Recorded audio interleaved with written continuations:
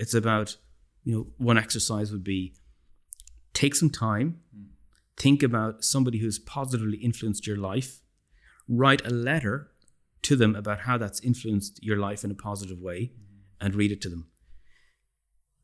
That has an amazing elevating effect for both individuals. Their life is exactly the same as it was, but their whole condition, their state of mind is different.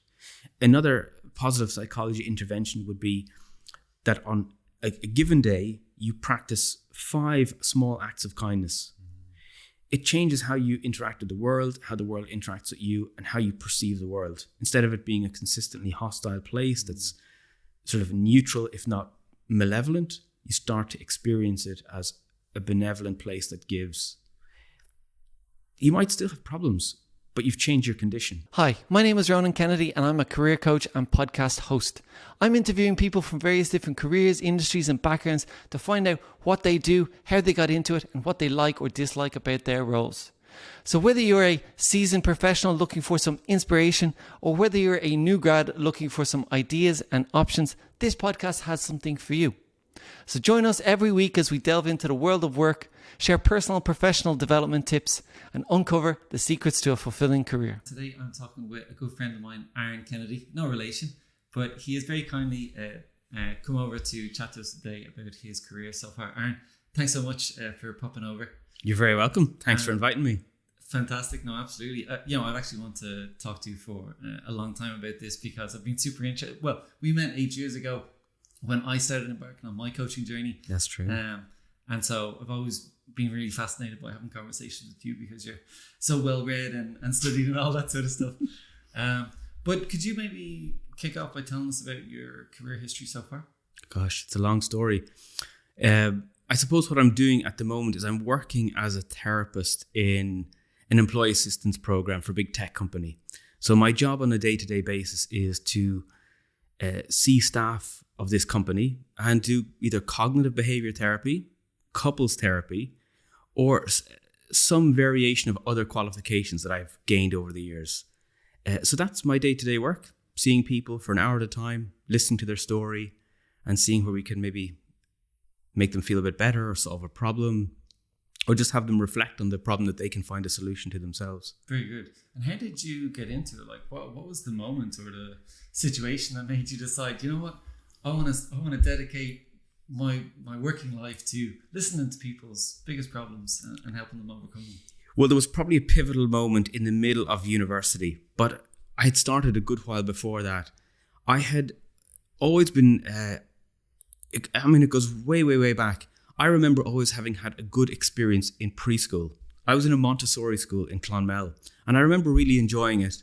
And I think afterwards, I also got these really kind of nice feedback about myself in that school. So I kind of generally had this nice feeling. And then as I went on, we moved around and my parents had a couple of businesses. And I started to work as a volunteer for children's classes at a Baha'i community camp that runs in Kilkenny every year. So for a good few years, I was one of the volunteer teachers in that camp.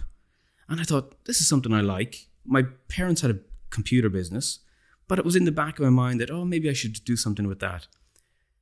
So when my parents sold their business and they moved abroad, I thought, this is a chance for me to kind of pivot what I'm doing. So I went and I studied developmental education and Montessori studies. And I went to India to do that. And then I started to work in a Montessori school. And I did that for a while, and I was watching the children and watching the parents. And I could see the children were having struggles, and I could see that the parents were the cause of a lot of these struggles. So I thought, maybe I should look at doing something with adults. So I decided to retrain. I came back and I did a psychology degree. And halfway through that degree, we had a professor, Alan Carr, in UCD. And he was kind of guiding us a little bit on what we might do career-wise.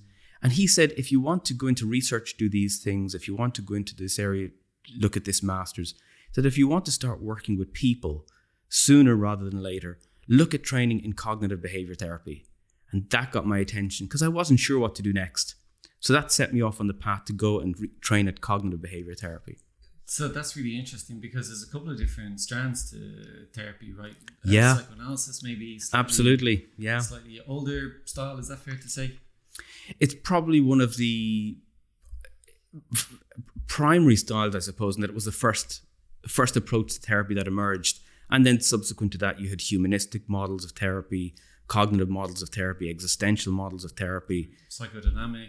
Exactly. And there's loads. There's hundreds now at this stage. There's so many different flavors and skills. There's therapy to do with addiction, motivational interviewing. There's acceptance and commitment therapy. There's not mindfulness-based therapies.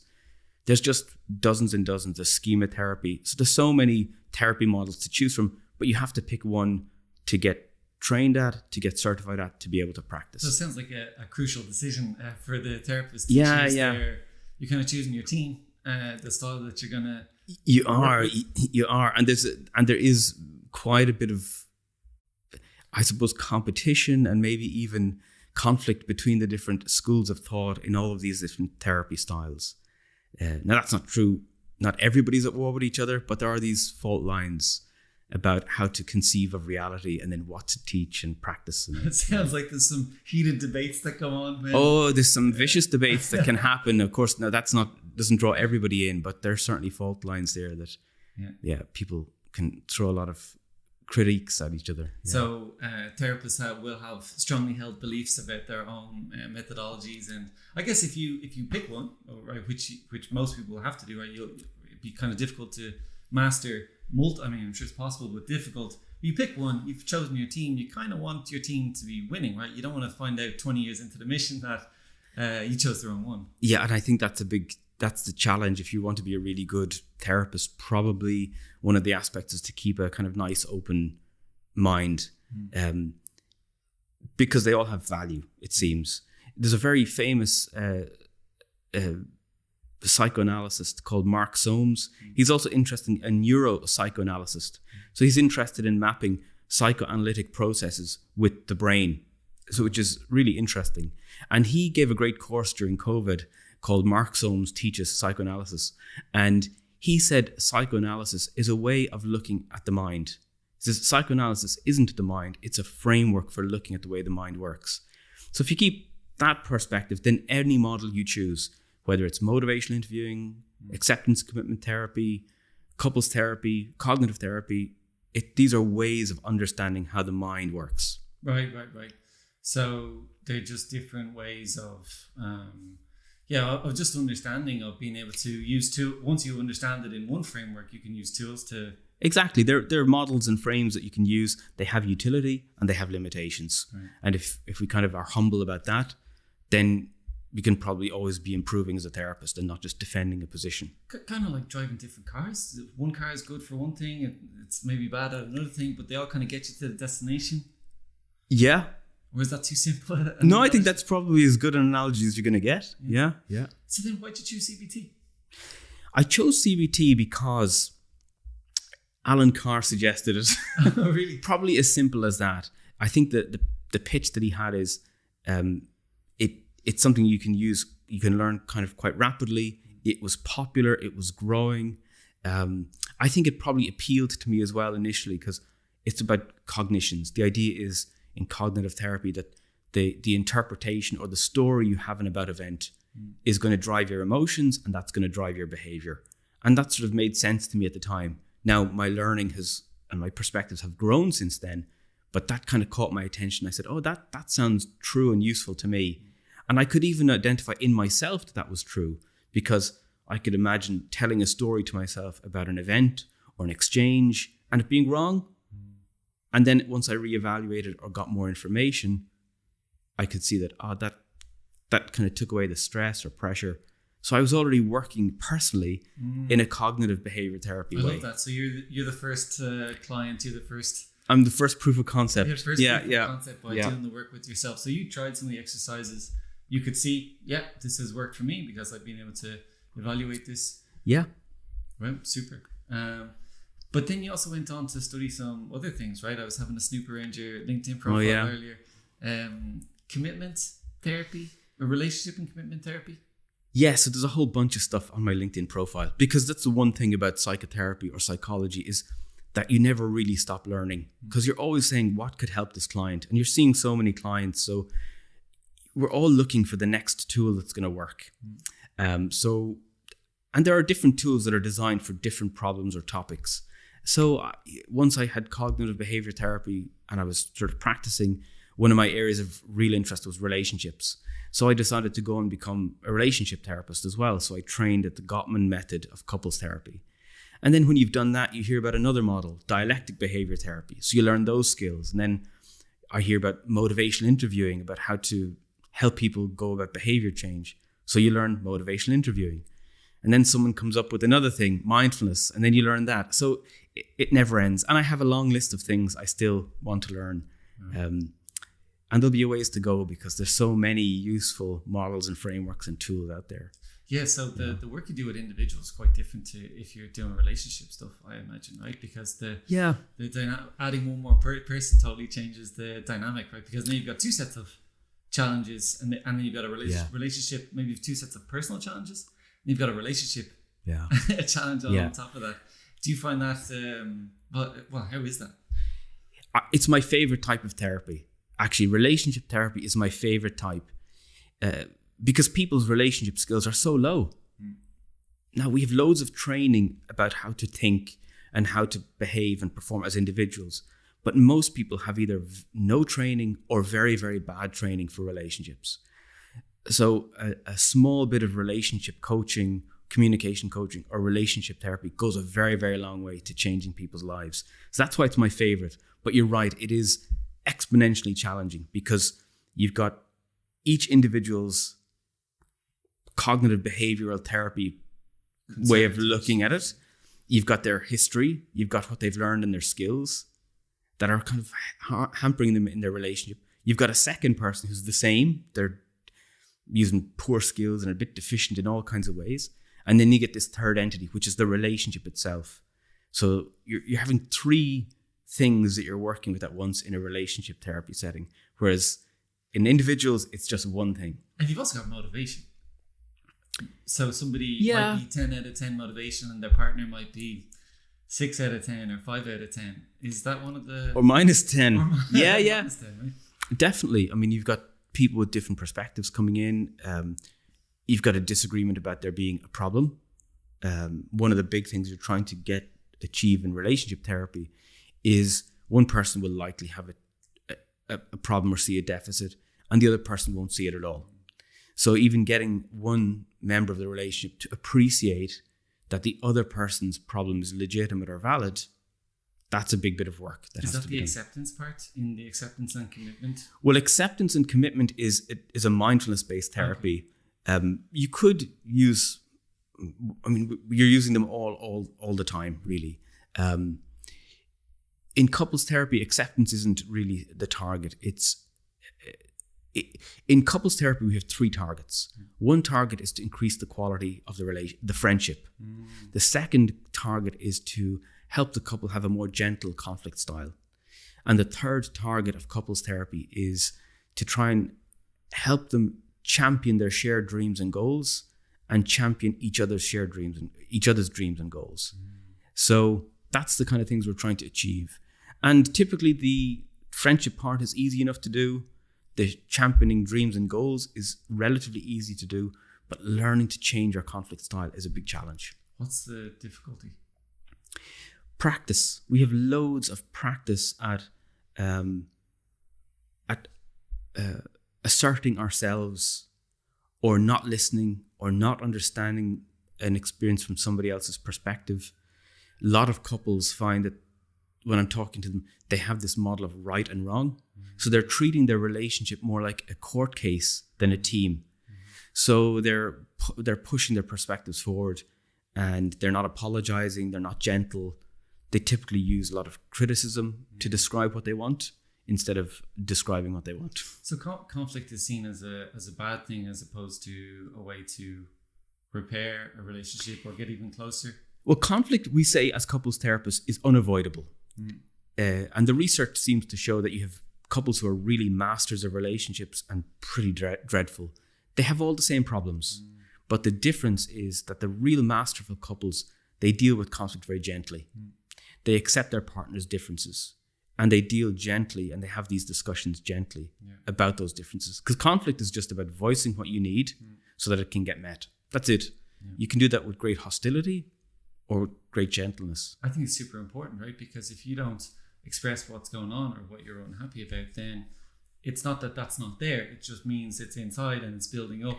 Yeah. And you might even build up resentment, and then your partner or your other half doesn't know, and now you have no way of dealing with it.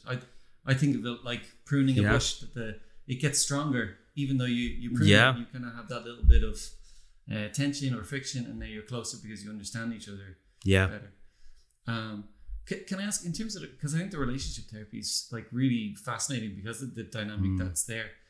What sort of beliefs or preconceptions do people, or assumptions people might have going in there? Like, because when I think about relationships, I think of like people giving me advice, or me giving other people, like friends and family advice. We're all giving, just as friends and family, we're all giving each other advice. And I think I've always felt that everyone feels like, well, I know. Like, I feel we all feel we're kind of experts at relationships because we've been in them, or we've gathered a collection of beliefs and experiences through our lives. So we kind of feel like, well, I know the way this works. I know that, women do this, or men do this, or relationships are like this, or relationships are like this. Do you think that's an issue at all? It clearly is. It clearly is, because the ideas that we have don't work. The ideas that we're bringing into that unique romantic marriage relationship, it might work in a workplace. It might work with a peer group. It might work in other areas. But those ideas, those conceptions, and the skills that we bring do not seem to work. And we see that relationships, we have serial monogamy. We have so many marriages that end, so many relationships that end. So there's something going quite not right in terms of those long-term committed relationships, in both what we conceive them to be and what they're for, and then how we actually treat them. So we probably have loads of false ideas about what a relationship is and how to make it succeed. Yeah, so it's very different from just the standard romance, right? Hollywood, fall in love, and then that's all you need to do. It's really, one of my friends put it very well. They were like, this is the biggest business relationship you're ever going to have. Do you know? Because where you live, where you travel, what you spend money on, all these sort of things are a huge part of it. So it's fascinating to hear how you break it all down. Can I ask and we'll move on to something else, but just before we leave the relationship topic, if there's one thing that, if someone is listening and they're struggling with their relationship, if there's one thing you could advise them to do that would start them on a journey, would it be to read a book? Would it be to have an open conversation? Would it be to reflect on their own thoughts? Or what would you... I think the starting point, probably the best starting point, is to go to the Gottman Institute website. That is the absolute gold standard. It really is the most excellent resource. This chap, John Gottman, is an amazing researcher. He was an emotions researcher under Paul Ekman, the famous guy who trains people to be like checking, FBI and CIA people to train for interrogations. And then he went on to get a PhD in statistics in MIT. And then he went on to set up a relationship institute. So he brings a great scientific mind to it. But their website is probably the best first starting point, I would say, in information to kind of get. There are things that men should do and women should do that they're slightly different. But I would say most couples should spend a bit more time investing in the quality of their friendship, and they should be a bit more intentional about how they have conflict. Those would be the two actions they could take. 2 top tips. Very good, very good. Words of wisdom. Yes. I love it. Free. Free. You're welcome. So can I ask you then, you're working in the corporate environment, right? In the company environment as a therapist, Monday to Friday. What's a day in the life like? So it's paperwork from 9 to 10 and for clients every hour on the hour for the rest of the day. And they bring in anything and everything, any topic that a human might be experiencing could walk into your room at any moment. It's very rewarding. It's very interesting. The place I work is a very, very big and diverse population, which is nice. Dublin is still a little bit homogenous, but these big international tech corporations have a great diverse population to work with. So that it makes it even more interesting. It's already interesting working with people, but working with this really interesting, diverse population is that bit more kind of rewarding and exciting. And again, the topics are just what you might see in a normal day-to-day basis. People with a bit of anxiety, low mood, overwork, stress, burnout, and then all the disorders you might experience, all the acronyms, OCD and social anxiety, addiction issues, relationship issues. Right, all the normal stuff that's in the normal population. Yeah, right? all the normal stuff that's in the normal population, but in the context of a very, very demanding, pressured work environment from a non-national population. So they have extra pressures and challenges beyond what somebody who's been born and raised here might have. Right, and maybe not the same support network if they've... I think that's one of the big contributors. That's one of the big contributors. If you have a support network here, but you have a relationship problem, you're likely to have friends and colleagues and aunts and uncles and nephews and nieces and parents, whereas not these staff don't really have that. And of course, the value of a really good quality organic social life is probably underappreciated. We get a lot of nourishment from that. So when you sort of strip that away, when you move internationally, that can be, you lose a source of kind of stability and nourishment and perspective as well, I think. Is there a tendency to overwork in those situations? Like, I'm working because I don't have somewhere to go after work? Yeah, I think that's probably one of the reasons those companies are set up in such a way that it gives the staff more opportunity to dedicate their time to their work, which is really precious to them, and they want to make huge career progress. So it kind of suits both parties, but there's a little bit of a cost on the side. Right. So there's always trade-offs, right? Nothing is perfect. Everything has pros and cons. Yeah. And you're working in that environment as well. So you've got your own pressures. I always wonder if people, when they're thinking about going into therapy, do they see it as, having a deep and meaningful conversation with someone versus really being in that situation with them and trying to figure it out. So how do you find dealing with, you're listening to all the problems. Do you find that you take it on, or are you able to separate yourself and go about your day afterwards? Well, the job of a therapist, and the thing that allows you to be a therapist, is to not take them on, is to be able to be kind of empathic and engaged, but sort of protected from becoming sympathetic in that way and taking it on yourself. And I suppose that's a skill that gets learned over time with practice and with clients. There's always people you're thinking of after the fact, or maybe the next day or the next week, and that can be very useful. But if you find yourself being kind of laid low emotionally all the time by your clients, that's a conversation to bring to your supervisor and really reflect on if you need to sort of limit the type of clients you work with or the amount of client hours that you're doing. So you have to be kind of alert and mindful of your own condition when you're doing that. Or increase your own tool set in terms of coping. Yes, coping we would say mostly is increasing your nourishing resources and decreasing your exposure to stressors. Right. So most therapists should be doing a reflective practice. So they should be looking at their clinical skills, but also at their own self, because they're the tool that's doing the work. So they need to keep themselves in good condition. Yeah. It's like putting the oxygen mask on yourself in the airplane. Yeah. Right? Yeah. Before you put the oxygen mask on anyone else so that you can help them. The business of therapy, or the career of therapy. Yes. Right? So you're actually in the nuts and bolts of it, but what was it like doing the courses and then kind of looking for jobs or looking for opportunities? Yeah, well, I think it's a bit of a revelation as people go through their therapy training, that they have an interest in working with people, and then they're taking a course to learn the skills and attitudes to work with people really well. And then it dawns on that, they have to launch a business now. They have to set up a website. They have to learn about Google Ads.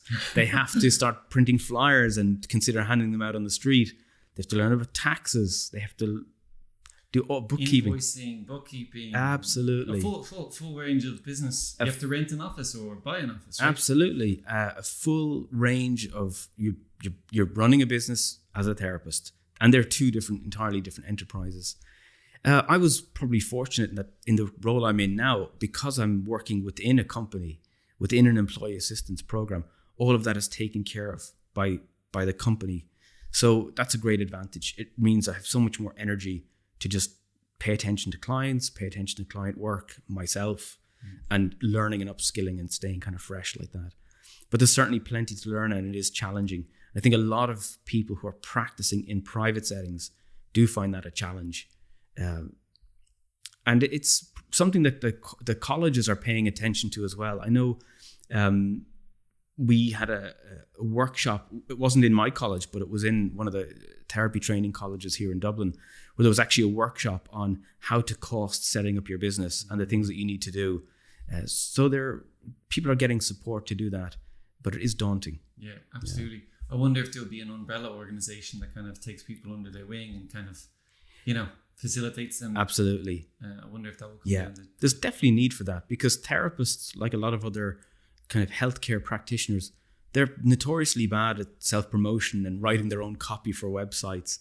It's not where their passion is. Their passion isn't really helping people with complex, tricky personal and emotional problems, not designing SEO on a website or... And you can't be good at everything, right? You can't be expected to be excellent at therapy and then start designing websites and, doing bookkeeping and learning all these new skills. Yeah. Well, if you're doing that, there's something else that you're not doing as a specialist. So it's probably good to outsource it and to not be good at everything. Don't try to do everything. Do you think there's any obstacles people have when they come into the profession, or is there anywhere they get stuck? Like if they think, I'll do 2 or 3 hours a day, that would be lovely, and then I can go about the rest of my day. But there's really so many other things going on, whether it be meeting with a supervisor or professional development or setting up the business or maybe writing notes. So I suppose I'm just trying to get a sense for people to go into this with their eyes wide open. I think one of the challenges people find is actually the running of a profitable business. And lots of people don't run it as a profitable business. They run it as something they've done after a career or parallel to another job. So there's a lot of practitioners doing it that way. I think so. The profitable business aspect is one challenge. The second challenge is, for a lot of therapists, the work is in unsocial hours. Right. They're working only from 6 p.m., 7 p.m. because they're facilitating people outside of their work hours. So that's probably the second challenge. It may not always stay like that. Certainly if you're working in an employee assistance program, you're most likely seeing people during normal work hours and office hours. There are challenges everywhere. Really, like all of what you say, getting supervisors that are good, that are affordable is a challenge. Finding places to rent is a challenge. Finding clients is a challenge. The unsocial hours is a challenge. So there's lots of small challenges along the way, but people do it. Lots of people find it an incredibly rewarding work to do. Yeah. And I guess, is that one would you say that's what you enjoy most about it, is the impact it can have on people's lives? Or it's sometimes very hard to assess the impact, but you have to have faith that impact is happening. I like the hour-to-hour work. I like the conversations I have with people and the sort of moments of insight or breakthrough that you can see people having. And then if someone is working on something that is measurable, some things are not measurable. But when you're working with somebody that has a measurable change, that's also extremely rewarding. So you get the in conversation insights and breakthroughs. They feel incredible. And then there's this sort of good change over time or impact over time. Yeah. It's not just breakthrough session after session. Yes, right? It's certainly not. No, there's a lot of hoping that I'm following a good process here, and I don't know exactly where this is going, but I'm going to keep trying and reflecting with the client and try again and reflect with the client and see where you get. Yeah. Speaking of reflecting, I was reflecting on the drive over, and I was thinking, I wonder if we still have a taboo about therapy, or about talking about being in therapy, or even uncomfortable feelings about going, because maybe we don't want to deal with some issues or whatever it may be. Do you find, like, what do you or do you feel we're getting more open? What are your thoughts on that? I think we're definitely getting more open. We're definitely as a society getting more open, but there's a range of opinions. I think there are some people where it would still be a kind of uncomfortable and very foreign concept that they would really shy away from. And maybe they get carried along over time. And then there's people who are incredibly open about it. They wouldn't think of going about their life without some type of regular conversation with either a coach or a therapist or a communications professional. They just see it as part of their normal self-care routine. So there's that whole range in the population. I'm glad you brought this up, because I remember you mentioned this to me a few years ago, and I thought that's a great idea. That the idea that the same way you go to the gym or the dentist or the GP on a regular interval to look after your physical health or your dental health or whatever it is that you would do, you'd have your mental health. Yeah. Is that part of the process in the corporate environment, that it's check-ins, or is it really just I'm checking in to get an appointment or to deal with this exact problem and then I'm going to leave? It depends on the individual. Right. In those corporate environments, people aren't mandated to go and use the therapy services, even if they're working in environments that are very challenging. It's left up to the individual to decide if they want to go or not. And then in conversation with somebody like me or one of the other practitioners, we might set, depending on what the symptoms are, what the problem is, the regularity of their sessions. So that's how we would kind of guide that there. But look, we know that we put people into kind of 4 categories. They're either recovering from a problem, in which case they benefit from some conversation. They're either trying to maintain things as they are, in which case they benefit from less frequent conversations. They're trying to increase some quality of life or skill or a capacity. They benefit from conversations. Or they're entering into relapse where things are going poorly for them and they benefit from conversations. Between conversations then. So at all stage, whatever stage someone is at, they do benefit from having some professional assistance with that conversation. Because you can get stuff from friends, you can get stuff from the media, you can get stuff from family, but there's a unique thing that comes from a professional listener. Mm-hmm. Hi folks, I just wanted to take a quick break from this interview to tell you that when I'm not recording podcasts, usually I'm doing individual career coaching sessions with my clients, professionals just like you. So what do we do in these sessions? Well, we help people to understand their value, to create a compelling career vision, to find interesting jobs, to create applications that they're proud of, and to learn how to sell themselves in an interview in a way they feel comfortable. So if you're interested in doing individual career coaching sessions, please reach out to me and we can book a session as soon as possible. Thanks so much. Now, let's get back to that interview.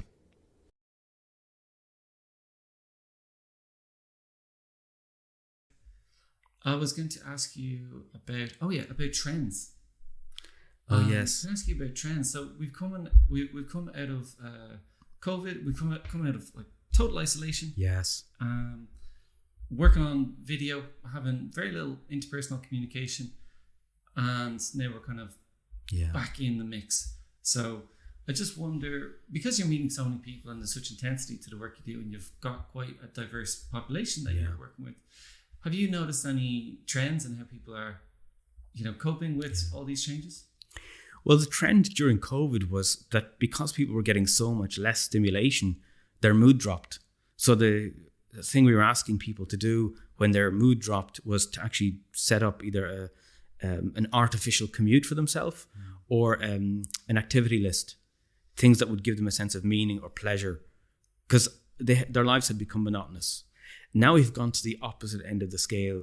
Their lives have become hectic all over again. So we're getting them to try and calm themselves. Anything that gives them a sense of calming down the nervous system, especially in the area that I'm working in, where people are under a good amount of professional and personal pressure. So that's a trend, definitely, people getting quite stressed about jobs and the economy and that kind of thing, stability in their work. So that's a cause of anxiety, and people's lives are very busy. So helping people to try and make time to calm their mind and calm their nervous system is the challenge at the moment. That's the trend. Another trend at the moment also, because people are so busy, I think, after having been so not busy, is a lot of people are saying, do I have ADHD? That's a big question that's recurring. And, it may be that people have ADHD, or it may be that they're confusing symptoms of stress or anxiety, or just having very short attention spans and a lot of distraction as indicators of ADHD, and then getting an ADHD assessment is the thing to do. That's so interesting. I was having the exact same thoughts myself during the week. I was like, I find myself distracted with notifications and phone and internet and TV, and then just normal day-to-day life where loads of stuff, people are stopping you on the street and say, can I ask you about this, or can I talk to you for a second? And then you see flashing lights everywhere and you think, oh, maybe I've got ADHD. Yeah. It's kind of when you hear about a symptom for something, then you can kind of relate to it. Yeah. Like the symptom for lots of things seems to be fatigue, but fatigue is kind of close to tiredness. It could be. So what do you think is going on there? Well, I think until you get a really good quality ADHD assessment from a reputable, competent, experienced clinician, you won't really know for sure.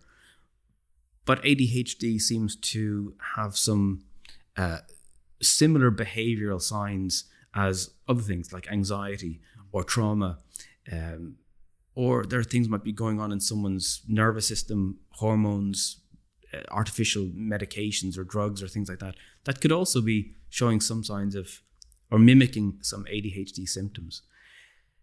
I think, look, one of the features of modern life is constant attention interruptions, and that people seem to associate that with, they think that that's ADHD, this very short attention span, distractible. And I know people who I work with, they previously would have had a great attention span and they could sit and read a book for 45 minutes. And after 3 or 4 or 5 years working on, 3 screens at once with lots of pings and bells and alerts, they find their attention span is very, very short. And the question is, do I have ADHD? So there's something going on there. That's concerning. I can relate exactly to that. I used to be able to very easily sit down and read a book for an hour and not break stride, right? Not have cups of tea, nothing, just straight in. Yeah. And now 10, 15 minutes feels like a struggle. Yeah. So it's a case of, are we training our brains out of concentration, or do we have organic ADHD symptoms? Yes. If ADHD is an organic disorder, which is up for some debate, I think. So you think what it could be social or cultural? It could be a brain training thing, because a lot of the treatment plans for ADHD are about brain training. Okay, there's a medication thing involved as well, but a lot of the treatment plans are cognitive behavior therapy. So that's training. That's a kind of training-based approach. So if someone came to you and they were presenting or talking about it, you'd ask them to get assessed? Yeah, refer them. Probably have a conversation about it, because the first time someone says it, you don't necessarily have to go and get an assessment. They may, even just in the course of their conversation, identify that it's something else. But a good quality assessment is the right thing to do if someone is legitimately concerned or interested in that. Yeah. You're so well read about all the different topics and all the different styles of therapy. It's one of the reasons that I always love chatting to you, because I always feel like if there's anyone who's gonna get me thinking in a new way or introduce me to a new topic that I haven't thought about, it's gonna be you, especially around people work, and I'm in that business as well. I saw on your LinkedIn that you're involved in positive psychology. Yes. Or could you give me the name of the organization? Yeah. So again, this is something that happened in UCD. I did an end of degree project on getting people to reflect on virtues and applying virtues in a daily basis. Virtues, love, justice, compassion. Okay. Similar to values or different? Yeah, probably somewhere. I think values are probably a little bit more, from a psychological point of view, values are probably a little bit more culture loaded. Like family might be a value, but justice seems to be kind of universal. Right. Works is something that might be valued, but compassion is something that's universal. Yeah, a value maybe is more something that that you're interested in and that's important, whereas a virtue is this is important. Yes. Regardless of whether or not you're interested in it. It seems to be. Yeah, I think if you're forced to make a difference between values and virtues, it would be that values are personal, but virtues are universal. Gotcha. So I did an end of degree project where people were assigned to practice virtues on a daily basis, and we measured them before and after with control groups to see if practicing virtues on purpose improved people's lives. And lo and behold, it does. But I think we kind of knew that in advance. So I thought I had invented positive psychology.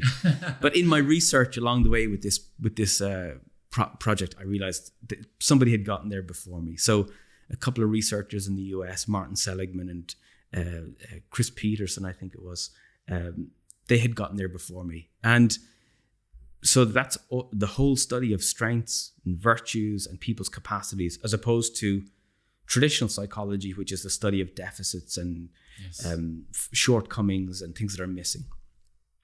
So to kind of bring this together, we set up the Irish Positive Psychology Association.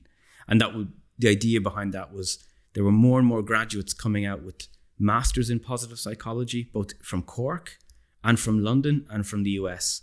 And we just said, well, let's try and create a bit of a hub here for that. And RCSI has taken up that mantle now as well. They have a Positive Health Sciences Centre in RCSI here in Dublin. Oh, that's brilliant, isn't it?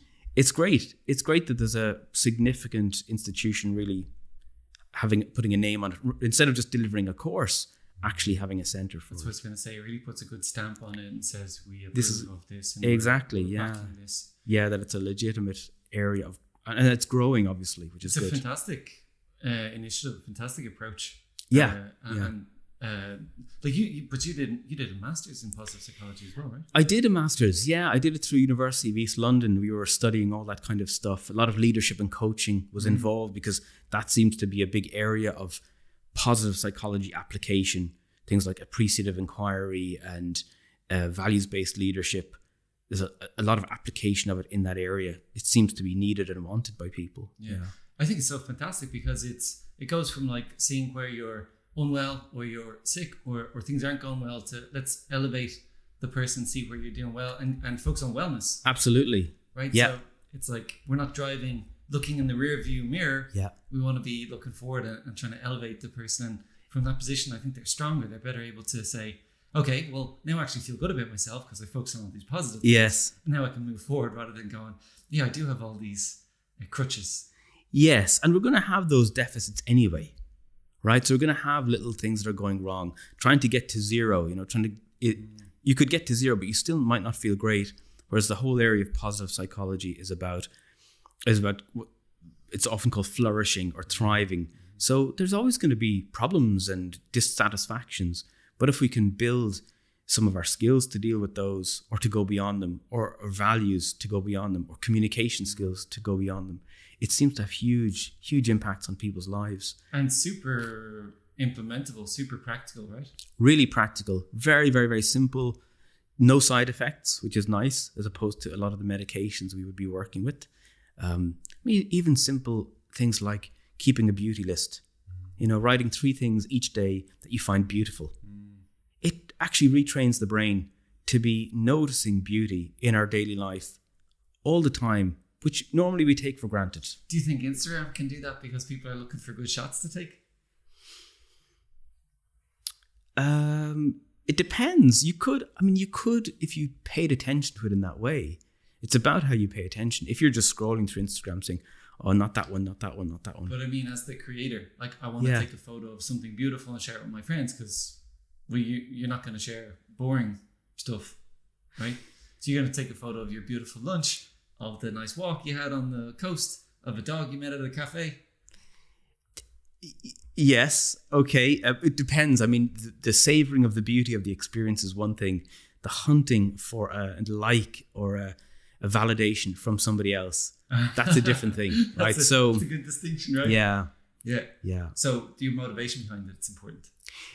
Definitely, because you could take a beautiful picture and be lamenting the fact that you only got so many comments on it, or it wasn't spotted by your crush, or whatever it might be, which isn't really going to lead to a sense of really savoring that beautiful sunset or that walk or being present in that moment. Yeah, absolutely. I remember coming across positive psychology when I was watching the TED Talk by Sean Aker, the psychologist. He delivered this fantastic talk, and he was talking about gratitude and journaling about a positive experience that you had and so on. But I love it. I do those things, and I find them. Yeah, that now I feel if I was in a bad moment, now I'm back in a good moment once I've tapped into those tools, and I feel I can get quicker from the bad to the good. But I do get a sense, and I want to ask you, but I do get a sense that when I mention this sort of stuff to other people, positive psychology feels like it has a bad name in a way, that it's like we're going to toss out any sort of negativity and pretend it doesn't exist. And you're just, I've got problems, and you're saying you should be positive, and I'm saying no, but I've got problems. Yeah. Do you know what I mean? Yeah. So I feel it's got a bit of a bad reputation in that respect. Yeah, I think the name probably doesn't help it, and there's certainly quite a bit of critique, maybe popular critique about positive psychology as positive thinking. Positive thinking. So there's probably it suffers from being associated with that. But for example, practicing a sense of gratitude has got nothing to do with positive thinking or negative thinking. It's about, one exercise would be take some time, think about somebody who's positively influenced your life, write a letter to them about how that's influenced your life in a positive way, and read it to them. That has an amazing elevating effect for both individuals. Their life is exactly the same as it was, but their whole condition, their state of mind is different. Another positive psychology intervention would be that on a given day, you practice 5 small acts of kindness.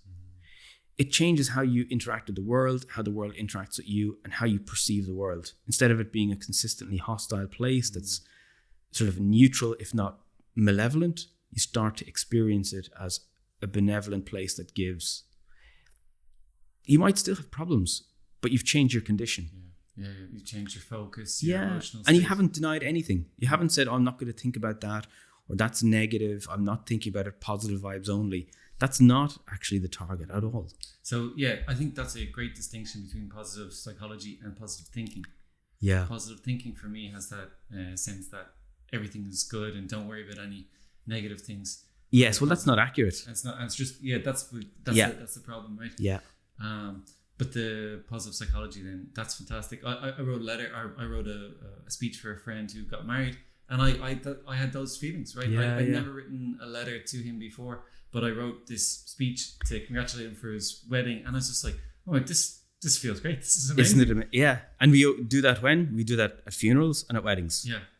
That's it. Why so rare? Right. We know it's so positive. Everybody knows how moving and authentic and special that can be, and bonding, and it just is good for the individual, for the community, for the people involved, the people who hear it. Yeah.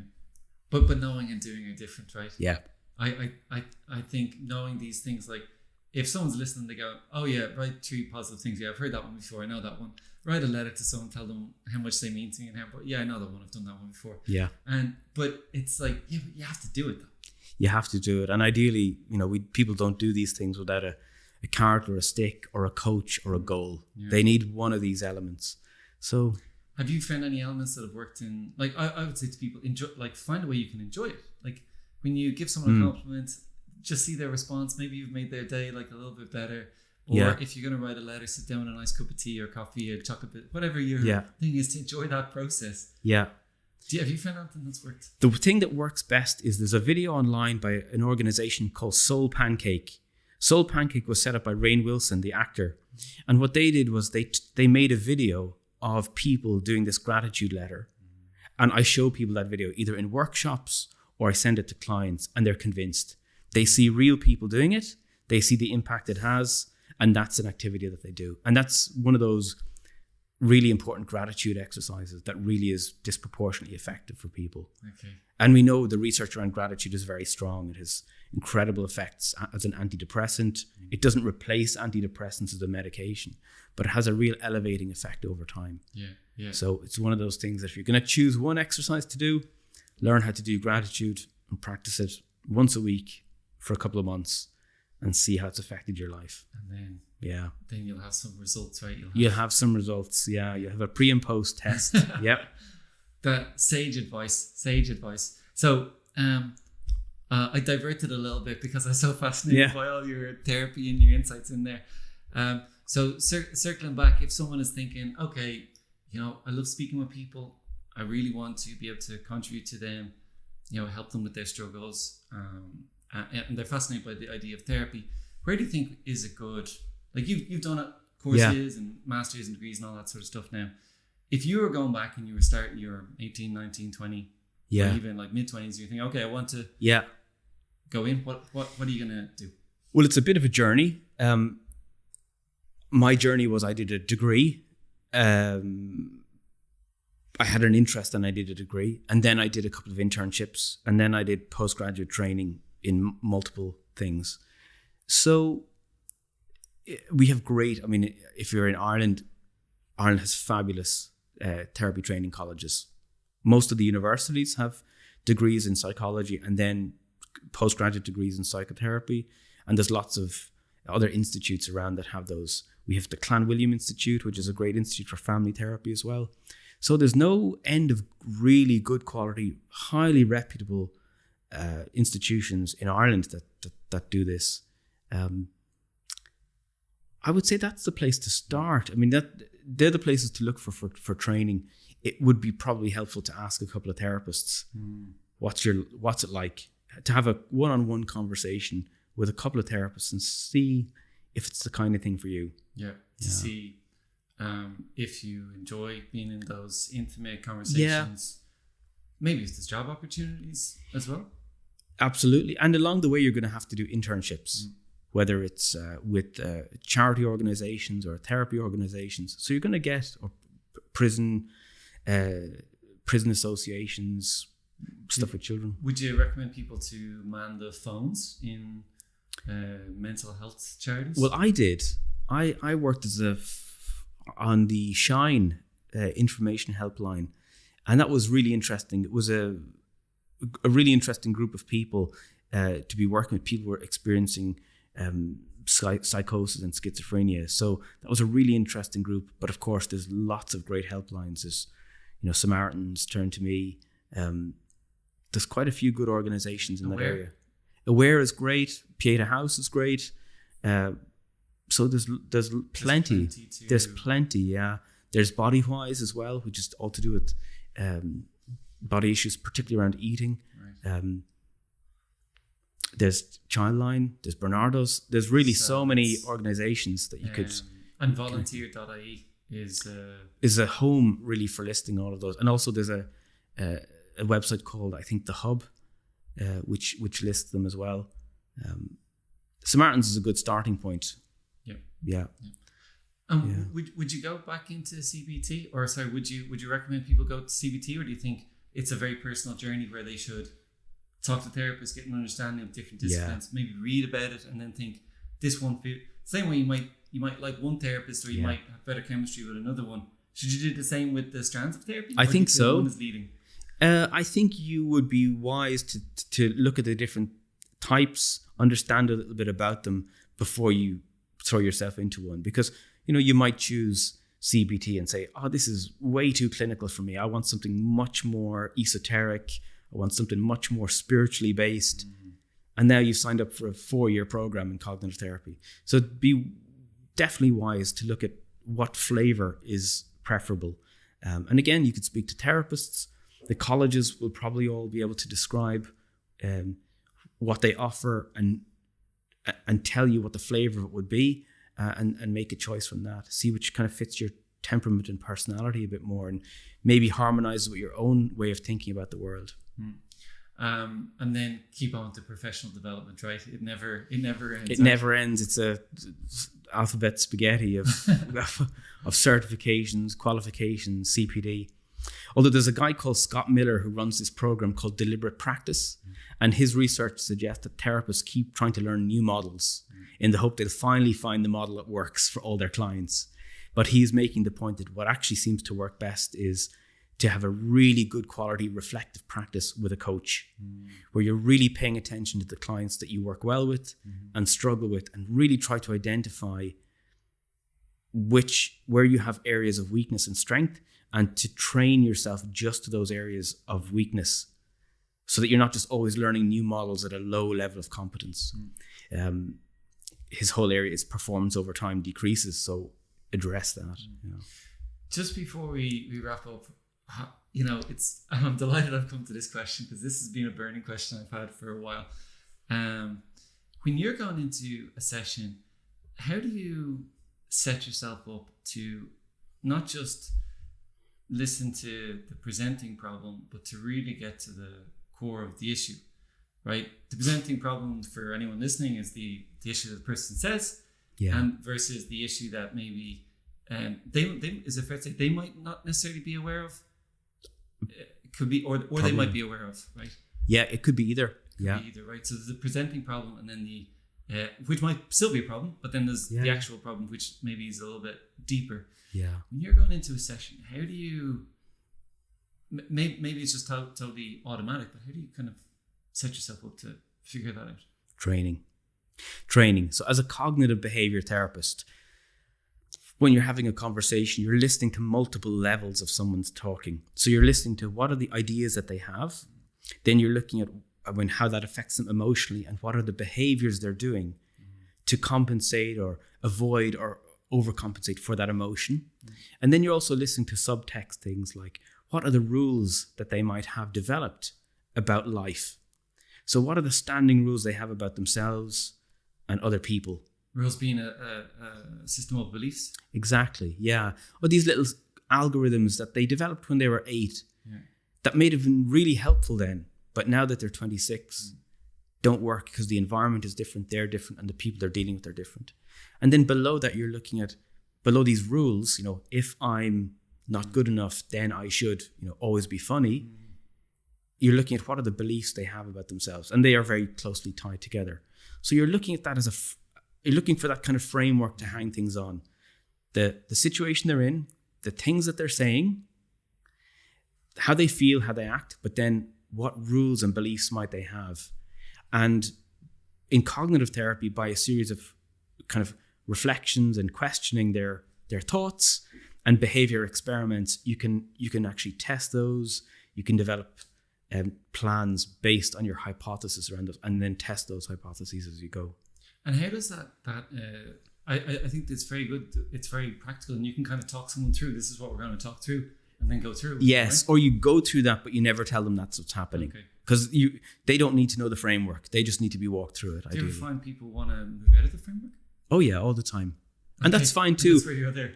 Yeah, and that's interesting. That can be of great interest. I mean, Freud was kind of, he's reputed to have said, just to listen with a kind of nice diffuse ear. Don't get drawn into any one thing too quickly. Kind of listen overall. So you have to do both. You're listening through this framework, but then overall to other things that might be being said or not said or indicated, because people's lives are complex. They're bringing so much into the room. They might have a problem with their manager, but their big problem might be something entirely they haven't mentioned that you're only getting hints at, that comes up in session 8. Or maybe they're processing it as they speak to you. Absolutely. And I think there's a cliche that, in the very last 2 minutes of the session, the client will say, oh, by the way, this thing happened to me. Okay, see you next week. And it's like a huge story for that person. But they don't want to give it in the first minute because then they have to deal with it. So what's that? That's the dynamic. That's just people. I want to tell you, but... Yeah. I want to tell you, I need to tell you, but it's so... warm up for 55 minutes. Yeah, or 3 months. Yeah, right. Yeah. Until I really know that I can kind of trust that you're going to be able to cope with the thing I'm going to tell you. You know the way some sessions might be open, they might be very just the person telling you lots of things and going through stories and histories and all that sort of stuff. And you can be very much in the listening seat, is that fair?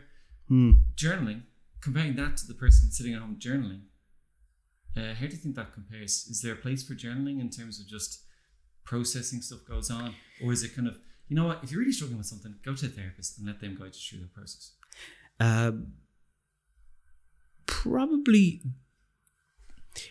Probably going to some kind of therapist would be a good somewhere along the way, even just to check and say, look, I'm doing this. Do you think it might be helping me around these issues or areas? And they'll give you an opinion. And you might have to shop around because you might not be satisfied with that opinion.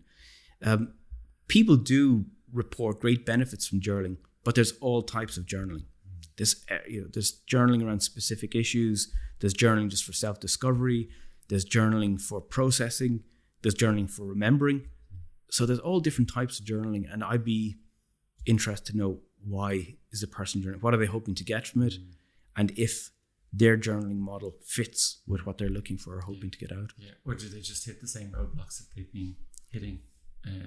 Yeah, and sometimes I have people who say, "Oh, I've done journaling, it didn't work," and I ask them, "Can I see the journal?" And they bring it in, and I say, "Well, of course it wasn't going to work because you've told me you have, a phobia of this thing, but you're just journaling about your daily life and how you feel, but that doesn't address that at all." And maybe they've heard journaling is good for mental health, but it might not be appropriate to the challenge they're working on. Because there's a lot of skill building to be done as well over time. Yeah, absolutely. So a bit more to it than just randomly journaling, right? Journaling with a purpose and maybe getting an expert opinion. Yes. Or expert guidance. Yeah, I think it probably would make sense, especially if you have a particular challenge or a particular strong negative emotion or strong negative thought or strong negative situation that you want to try and resolve. Probably needs a bit of intentional approach there. Yeah, fantastic. Is there any last thing that people ask you a lot when they're maybe people have come to you and they said, "I want to be a therapist. Should I do it?" Nobody asks me. Nobody. Whenever people say, "Oh, you're a therapist or you're a psychologist," they just go quiet. They go, "Oh, I better not say anything." Oh, that's the response. Think you're analysing them or something, right? Yeah. That's the classic thing, right? Yeah, I think so. You know my thoughts now because you're a therapist. Yes, like a mind reader. Yeah. No, you have to tell us. You have to tell us what you're thinking. Yeah. We can't guess it accurately. You have to check. So that's the thing most people respond with. Very few people ask me about becoming a therapist or how did I do it. It'd be interesting if more people did. Give them some tips. Some tips. Well, I think they'll get plenty of tips from what you've said today about doing the courses, continuously developing, trying out the different strands, talking to a therapist, maybe doing therapy themselves. It would be very valuable. Yeah. Right? None of us are perfect. I definitely haven't reached perfection yet. No. As my friends and family regularly update me on. Constant reminders. There's nothing for the self-esteem, I'm sure. Exactly. So look, thanks so much. You're very really welcome. Appreciate it. And speaking to us on